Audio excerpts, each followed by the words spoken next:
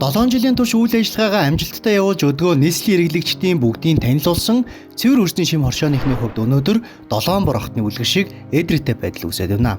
Учир юу гэвээс төмөс хүнсний ногоо тариаланчид нэгдэж хоршоо байгуулан Швейцарын хөгжлийн агентлагаас хэрэгжүүлсэн Монгол ногоо хөтөлбөрт хамрагдан амжилттай ажиллажээ.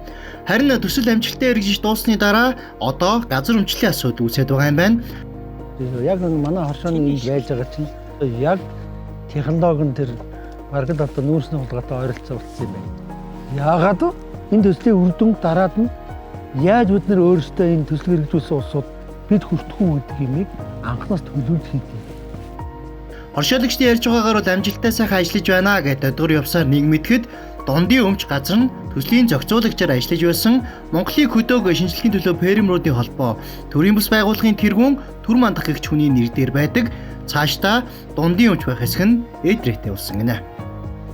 Гэхдээ ихэндээ бол ерөөсөө манай хоршооч чинь таанууд бол өмчтэй болно гэж яриад байсан байхгүй. Тэгэхээр ч одоо бид нүсэн баярлаад манай хоршоонд илс хүн тоо хүртэл нэмэгдээд байсан байхгүй.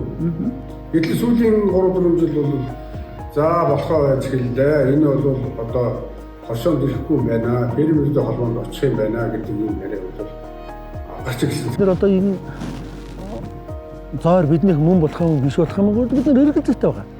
Түр мандах гэдэг хүнтэй уулзаад та нар асуудлаа ярихаар юу гэдгийг юу гэж тайлбарлая? Өөр нь 28 оны 11 сарын 31 гэхэд л бол фермерийн холбоонд шилжих ёстой гэсэн юм ал ярьдсан бил. Гоочин бол ихэнх үедээ бол танай хоршоонд үлдэх ёстой л гэж ярьдаг байсан бол одоо тийм биш болсон.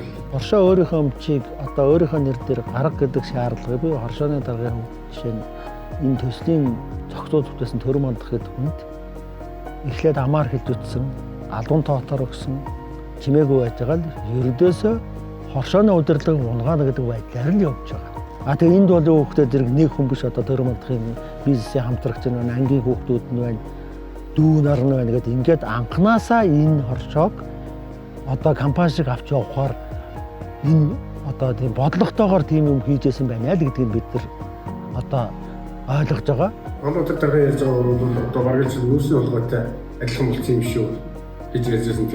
Тэргээр бодох юм бол энэ магадсан дэрсэн сурцсан мэдсэн одоо төсөл авчдаг тэрийг хэрэгжүүлээд тэрнээсээ ашиг ордог ашиг олцоод байдаг.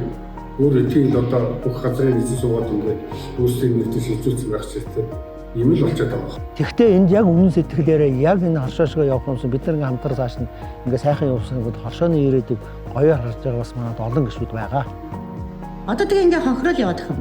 Одоо хогсохын тулд одоо энэ олон 15-16 гишүүнийхээ өмнөөс одоо тэмцэнгээд амлчаад байж байгаа. 4 сарын 15-ны бүх гишүүдийн хурлаар одоо энэ асуудал тодорхой яригдах байх.